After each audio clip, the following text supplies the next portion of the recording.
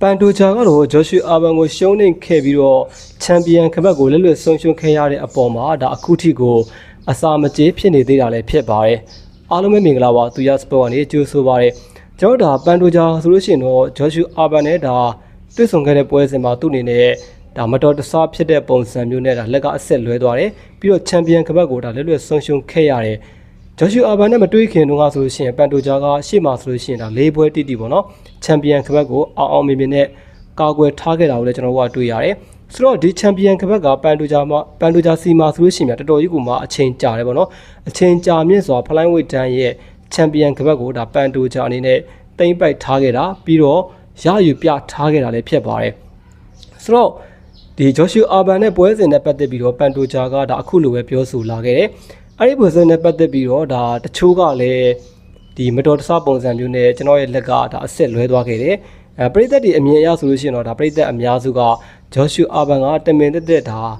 တွင်းလိုက်လို့သူ့ရဲ့လက်ကဒါအဲ့လိုထောက်တဲ့ပုံစံမျိုးနဲ့ဒါအဆက်လွဲသွားခဲ့တယ်ဆိုပြီးတော့သူကပြောဆိုလာခဲ့တာလည်းဖြစ်ပါတယ်ဆိုတော့သူပြောတဲ့ပုံစံအရဆိုလို့ရှိရင်သူလက်ကျိုးသွားဖို့ကိုပဲလက်ကအဆက်လွဲသွားဖို့ကိုပဲဗျာတည်မှာဂျော်ရှူအာဘန်ကဟိုတမင်တက်တွင်းချလိုက်တဲ့ပုံစံမျိုးလောက်ထိတောင်ကျွန်တော်တို့ကဒါတက်ရောက်နေတဲ့အနေအထားမျိုးပေါ့လေပွဲစဉ်ဆိုတာကတော့ဘာမှဆိုဖြစ်သွားမှာပဲအခက်မသိလို့ရှိရင်ဒါကံမကောင်းတဲ့အနေအထားမျိုးကြောင့်မလို့သူ့အနေနဲ့ဒါလက်ထောက်ရဲ့ပုံစံမျိုးကနေဒါအဆက်လွဲသွားခဲ့တယ်ပြီးတော့ဟိုသူကိုယ်တိုင်ပဲဒါပွဲကိုစစ်ပြီးတော့ဒါဂျော်ရှူအာဘန်ထိုးဖို့လုပ်တဲ့အနေအထားမျိုးမှာဗျာလက်ကပြီးတော့တားတယ်ပေါ့နော်အဲ့လိုပုံစံမျိုးကပဲဒါပွဲစဉ်ကပြီးသွားတယ်ပြီးတော့ဖလိုင်းဝိတ်တန်ရဲ့ချန်ပီယံခပတ်ကို9ချိန်မြောက်မှာတော့ကျွန်တော်ရဲ့ဒါညီငယ်လေးဂျော်ရှူအာဘန်စီကိုဒါလွှဲပြောင်းပေးခဲ့ရတာလည်းဖြစ်ပါတယ်ဆိုတော့သူကအဲ့ဒီအနေအထားနဲ့ပတ်သက်ပြီးတော့ဘယ်လိုပြန်ပြောလဲဆိုတော့ဒီလက်အဆက်လွဲထားတာနဲ့ပတ်သက်ပြီးတော့ဗျာပွဲချင်းအတွင်းမှာပဲဒီကွန်းထက်အတွင်းမှာပဲပေါ့နော်သူပြောတဲ့ပုံစံကစက္ကန့်ပိုင်းအတွင်းမှာပြန်လဲပြီးတော့ဒီအစစ်ကိုဟိုတဲသွားနိုင်ခဲ့တယ်ပေါ့နော်တဲအောင်ပြန်ပြီးတော့လုံနိုင်ခဲ့တယ်ဟိုသူ့အနေနဲ့ပွဲစဉ်ကိုအစောကြီးရက်ဖို့အတွက်တောင်းဆိုလိုက်မိတာကတော်တော်ကြီးကိုမှဒါစောလွန်းတယ်ပြီးတော့အဲ့ဒီအတွက်နောင်တရလို့မစုံဘူးဆိုတဲ့ပုံစံမျိုးနဲ့ပြောဆိုလာခဲ့တာကိုလည်းကျွန်တော်တို့တွေ့ရတယ်ပေါ့နော်ပြောရမယ်ဆိုလို့ရှိရင်ဗျာဟိုလက်ကအစစ်လွဲသွားတာမှန်တယ်ပြီးတော့အဲ့ဒါကလည်းဟိုမတော်တဆဆိုတာတဲ့ပရိသတ်တွေအမြင်အရပရိသတ်အများစုပြောတဲ့ပုံစံမျိုးဆိုလို့ရှိရင်ဂျော်ရှူအာဘန်ကတမင်တက်တာလက်အဆက်လွဲဖို့တွန်းလိုက်တယ်အဲ့လိုပုံစံမျိုးဖန်တီးလိုက်တယ်ဆိုတဲ့ပုံစံမျိုးပေါ့နော်အဲ့လိုပုံစံမျိုးကိုလည်းတွားပြီးတော့တက်ရောက်တယ်ပြီးတော့ဒီလက်အဆက်လွဲသွားတာကြီးကဒီစက်ကဘိုင်းလောက်မှာပဲသူ့အနေနဲ့ပြန်နေပြီးတော့တက်အောင်လုံနိုင်ခဲ့တယ်ပြီးတော့ပွဲကိုအစောကြီးရက်လိုက်မိတာကတော်တော်လေးဒါနောင်တရဖို့ကောင်းတယ်ဆိုတဲ့ပုံစံမျိုးနဲ့ဒါပြောဆိုလာခဲ့တာလည်းဖြစ်ပါတယ်ဒါကြီးကတော်တော်ကြီးကိုမှတရားလွန်တယ်ပေါ့နော်ဘလို့ဖြစ်ပြတယ်လောက်ဆိုးပွားတဲ့ injury fire ကြုံတဲ့အချိန်မှာတော့ပွဲစဉ်ဆိုတာကဘယ်သူမှမဆိုရက်ရမှာပဲဒါကာဒီဂန်ရှင် fighter ကလည်းရက်မှာပဲပြီးတော့ဒိုင်းကလည်းရက်မှာပဲပေါ့နော်ဒါကြီးကိုဒ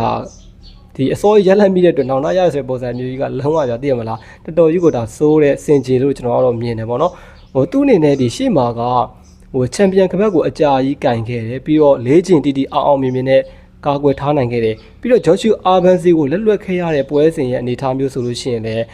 ဒါလုံးဝဗျာခဏလေးအတွင်းမှာပဲဒါအခက်မသိလို့ဒါလက်ထောက်တဲ့ပုံစံမျိုးအဆက်လွဲသွားတဲ့ပုံစံမျိုးနဲ့ပဲပွဲကပြီးသွားခဲ့တာပေါ့နော်ဘာမှတော့သိပြီးတော့သူတင်ကုန်တင်လုံးလိုက်ရတဲ့အနေအထားမျိုးမှာမရှိသေးဘူးဒါကြောင့်မလို့သူ့အနေနဲ့အစာမကြေဖြစ်မယ်ဆိုလို့ရှိရင်ဒါဖြစ်လို့ရတယ်ဒါလက်ခံလို့ရတဲ့အနေအထားမျိုးပဲဒါပေမဲ့ဒီလိုမျိုးကြီးဒီတည်မလားစကားတွေကိုဗျာဘလောင်မလဲပုံစံမျိုးနဲ့ပြောနေတာကြီးကသိပြီးတော့လေဟိုဘုံဝင်ကြစရာတော့မကောင်းဘူးသိပြီးတော့ဒါအဆင်မပြေဘူးပေါ့နော်ပြီးတော့ဒီတက်စရိုတိုင်ယာနဲ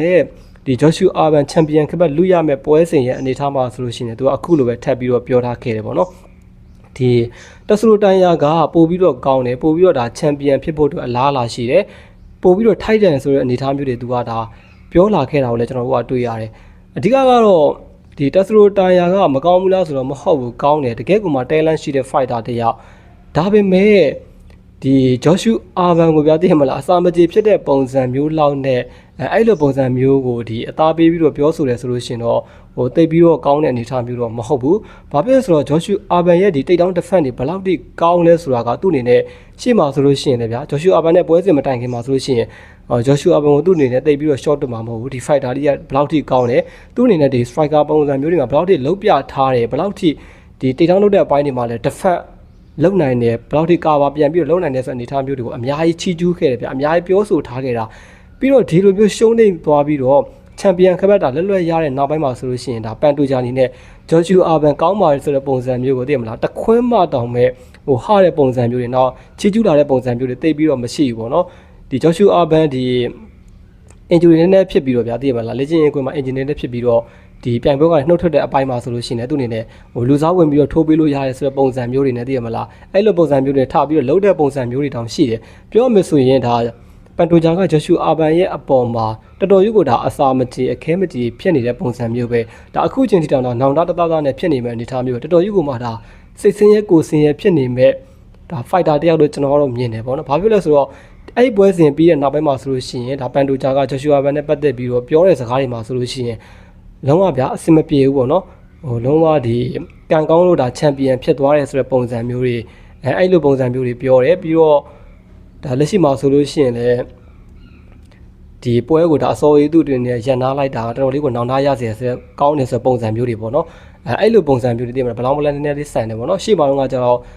တားအိချီကျူးလာခဲ့တယ်ဒီကောင်လေးကဒီလောက်ထိဘလောက်ထိကောင်းတယ်ဒါသူနဲ့ထိုးရမယ့်ပုံမှာဟိုဘလောက်ထိဒါချီကျူးမှုတွေပြုလုပ်ခဲ့တယ်ပြီးတော့ဟိုသူအနေနဲ့ short မတက်ပါဘူးဆိုပုံစံမျိုးတွေပေါ့နော်အဲ့လိုပုံစံမျိုးတွေပြောဆိုခဲ့ပြီးမှဒါချန်ပီယံကပတ်ကြီးပေးလိုက်ရတဲ့နောက်ပိုင်းမှာတော့သူအနေနဲ့တော်တော်လေးကိုမှနာကျင်နေရလို့ကျွန်တော်ကတော့မြင်တာပေါ့လေဆိုတော့ဘယ်လိုပဲဖြစ်ဖြစ်ခဘက်ကတော့လက်ရှိမှာတော့ဒါဂျော့ရှူအာဘန်စီမှာဒါရှုံးတာကရှုံးတာပဲချန်ပီယံကဘက်ကိုပေးလိုက်ရတာကပေးလိုက်ရတာပဲသူပြောသလိုပဲတက်စရိုတိုင်ယာကဟိုတကယ်ကိုမှဒါ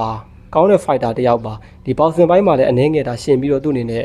ထိုးနိုင်တယ်တိတ်ပြီးတော့ short တက်လို့မရဘူးပြီးတော့တိတ်တောင်းလုပ်တဲ့အပိုင်းမှာကဟိုတည်တမ်းမှုတိတ်ပြီးတော့မရှိဘူးဆိုရင်ပဲတကယ်တိတ်တောင်းဖြစ်သွားပြီဆိုလို့ရှိရင်တော့သူ့အနေနဲ့တော်တော်လေးကိုမှဒါ control လုပ်နိုင်တဲ့အနေအထားမျိုးတွေကျွန်တော်ကမြင်တွေ့ရတယ်ပေါ့နော်ဒါကြောင့်မို့အဲ့ဒီပွဲစဉ်ကဂျော့ရှူအာဘန်အတွက်ဆိုလို့ရှိရင်တော့အရန်ကြီးတော့လည်းလွယ်ကူတဲ့ပွဲစဉ်မျိုးတော့မဟုတ်ဘူးဒါတော်တော်လေးကိုမှဒီကျမ်းမှလုံးဝဒီ defense ပုံစံမျိုးတွေအကောင်းဆုံးလုပ်နိုင်မှရမယ့်ပွဲစဉ်မျိုးလည်းဖြစ်တယ်ပေါ့နော်ဆိုတော့ဘလို့ဖြစ်ဖြစ်